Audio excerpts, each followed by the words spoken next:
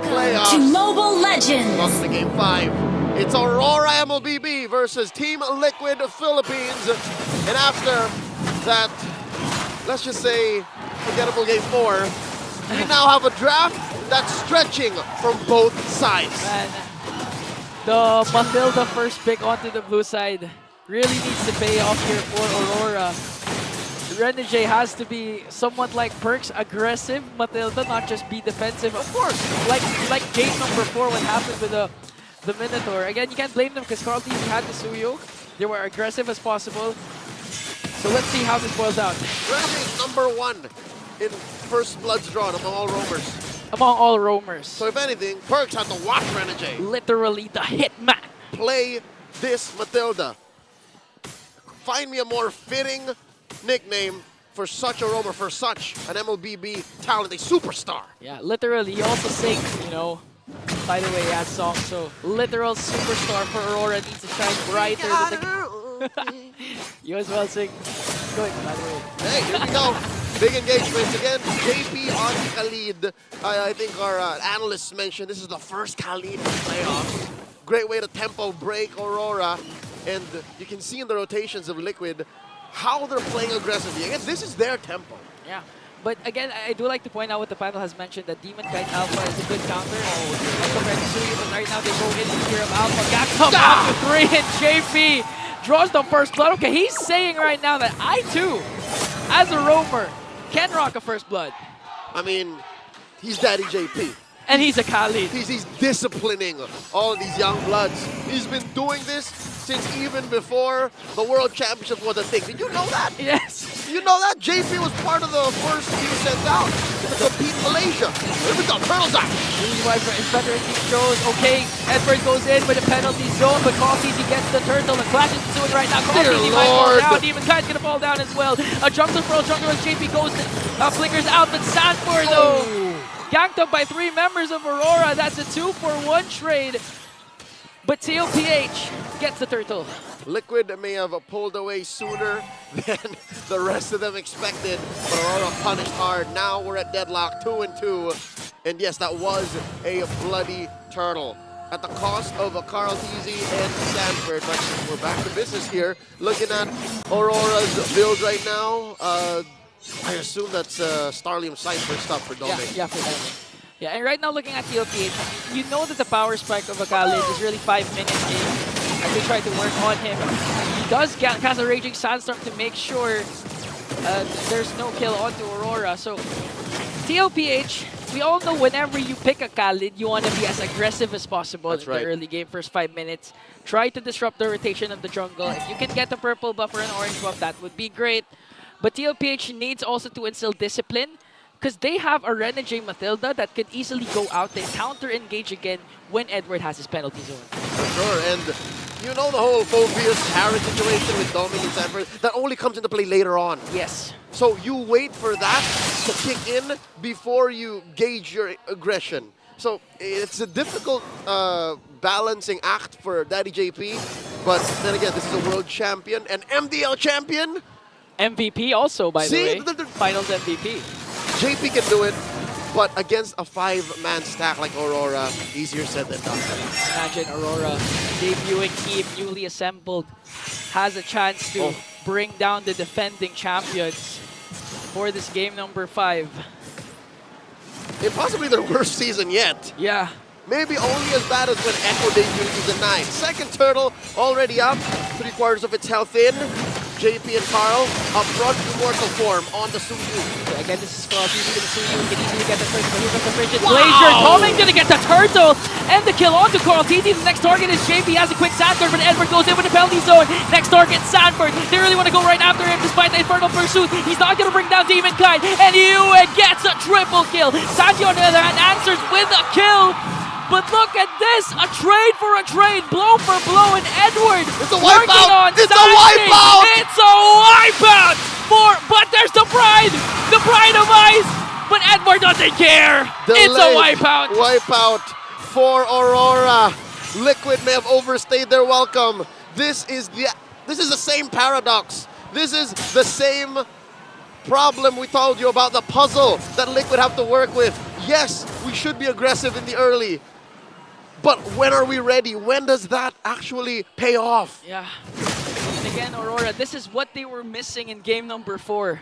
The aggression, the confidence to dictate the game, to go in, to full commit. And in that sequence, they weren't afraid to go in. Aurora, after game 4, in the opening minutes of game 5, they woke up. They is awaked. They awake. They're now ready to go head-to-head with the defending champions. Again, we have to commend Edward with a beautiful penalty zone. Despite the frigid glacier of Sanji actually connecting to a lot of members of Aurora, they still save that penalty zone for the counter-attack. And now, the delayed payoff, the conversion from Aurora. They took this patiently, and they've now demolished the very first turret of the game. Quick look at the items. You can see the Stardom Scythe and the, oh wow, the Feather of Heaven already built up on Doming, while you can see here, Benny Cutie slightly behind. Yeah, you can expect this. Again, this is a Harriet. Despite, that's what makes it more better or more outstanding, or because Doming more impressive there. Because there's a Phobius on the opposing team, and despite that, you're still able to do that. You haven't died yet. 1-0-4. You even got the turtle as Aurora works on the turtle. Okay, let's see if Froggy will try to contest, but Edward is really as aggressive as he can be. Demon Knight secures the turtle. Raging Sandstorm for JP just to walk away.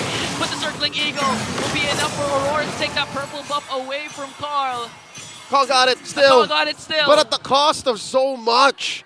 Aurora are bullying them. Yeah, you're sending them back even in their own jungle, JP! You're even forcing JP to use a Raging Sandstorm defensively to escape. That's not a good sign if your TLPH and Aurora works on the mid-lane turrets, and they will bring it down successfully. So many picks from Liquid should be doing better against Aurora. But the synergy and the from out of nowhere aggression that Aurora are showing is taking Liquid off of their footing. Yeah, and the catalyst for me, for the side of Aurora, is really Edward. Out of nowhere, the flicker penalty zone connecting on to 2, plus the aggressive Matilda again of Renegade. It's enough to push 40, Carl Teasy out of a bush, and that already ruins Liquid's approach. Yeah, it was enough to force JP to use the Raging Sandstorm to back off defensively. And that's a non-starter.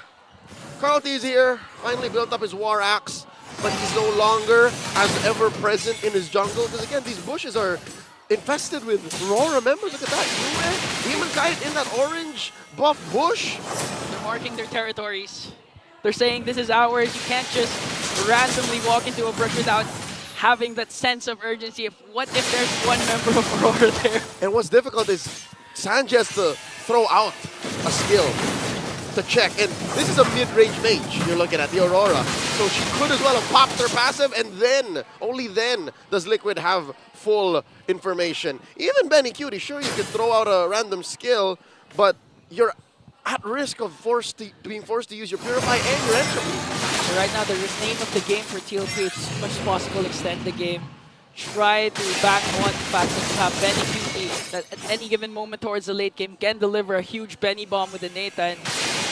And Aurora knows that, that's why they're trying to go for the Lord right away. Here we go, Lord now less than half health. Again, the penalty zone coming in from Edward. It's going to be a retribution battle, but they're forcing Carl Teasy out of the picture as Demon Kite gets the Lord. No casualties, but Aurora extending their lead to 3K plus the Lord. It's not even a contest. There was no retry battle. Carl Teasy couldn't even get in range of a fully charged Queller. That's how hard it was for Liquid to break through. But there was a long, slow push down bottom by Benny Cutie. So there's some consolation there for the Cavalry. 3K ahead. Aurora sitting at about 9 minutes and a half. It's difficult. There's nothing Aurora's letting Liquid through. Yeah. Whether defensively or offensively, Liquid have to play to Aurora. Yeah, they're really reactive right now. And as much as possible, if Sanji gets a huge frigid glacier, you see the battle buff does not purify. That could easily turn things around for TLPH. But with the way Aurora is playing, it's hard to even land the frigid glacier. Exactly, because again, the whole casting animation of the frigid glacier is enough of a window for Aurora to reposition. Yeah. Especially they have Renegade again with the Matilda guiding wind is more than enough. That too! Okay, so Lord marching in the bottom lane. low health though, so they're easily gonna burst it down. So their holy shields will be popped in the bottom lane. And let's see if Aurora will force something out again. Edward has been doing wonders with the flicker penalty zone, but discipline will instill for Aurora. Legend Zero has been phenomenal on this Terizla. In the recent weeks, Terizla actually slowed down in his appearances. Not for Edward. Right here, right now, this is the key pick. This is the game changer for Aurora MLBB. Looking at the items right now, about 800, 700 between Benny and Doming.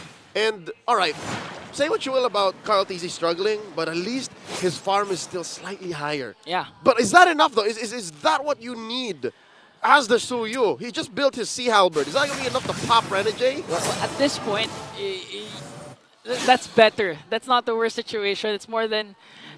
I see nice. the worst situation already. What's the worst situation? Sanji. Oh. Say, sure, all right? Best case scenario, you catch people with the frigid glacier. But what does that do? It just freezes them. Yeah, okay, so... He doesn't have damage right now. He's on his way to Holy Crystal, but how far away is he? So if that's the case, if the frigid glacier doesn't land, so what will Sanji do next? Exactly.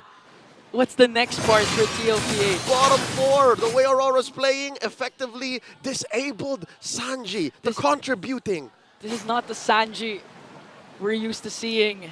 It's not the mid lane genius. It's not the mid lane genius. They're really having a hard time with how Aurora has been playing. And now, so at this point, how do you extend the game if you're TLPH? What do you do? Do you try to go contest for the neutral objectives like the Lord? Or will you just try and take a page from Omega's book and just defend until eventually Benny QT is able to deliver a huge Benny bomb? I'll say it's the latter.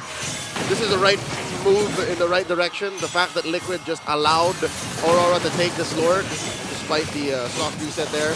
Because there's no way Liquid can break through that. So, best case scenario, they get enough farm on Sanji, they get enough farm on Benny, and then they defend inside the base. That's the best case scenario I'm seeing right now. Because even with Demon Kite at 0, 3, and 4, he's playing Utility Alpha right now. He doesn't need kills. He doesn't need to. It's all literally on Edward, Doming, and Yue. He's literally a bodyguard. That's why Renegade, you can enable Renegade to be as aggressive as possible because Demon Kite's eventually going to soak up the damage. If Renegade is in trouble, rest assured Demon Kite will just pop the Spear of Alpha. I'd reckon if it makes it to that point, if Sanford gets his D-Ice before everything is just upside down for them, maybe there's a chance. Because something tells me if there's an appeal for Liquid, then maybe Aurora's forward aggression could stop. Let's see if it's even going to reach up to that point because the Lord will eventually burst down inhibitor down bottom. Benny QT doing his best to clear out the Lord here. They still have their holy shields in the middle lane. Minions up top for Aurora. He's doing his darndest, and it seems to be enough. The wave up top cleared, another one in mid, and the Lord has been slain. Mid lane hitters Look at defending, Edward. but just barely! Edward goes in with a penalty, so here comes the frigid glacier connecting on to 3 JP though. Sanji has to walk away, no casualties yet for JP though. Sanji has to walk away, no casualties yet for TLPH. But Aurora just out-sustaining the damage. The Pride of Ice will be captain and Domeng will bring down Sanji. That's one member down. Aurora on the verge of taking down the defending champions. Flicker still up. Battle spells and ults. Now Domeng! JP's in trouble! Domeng with a huge blow! And we are moments away from witnessing a defending champion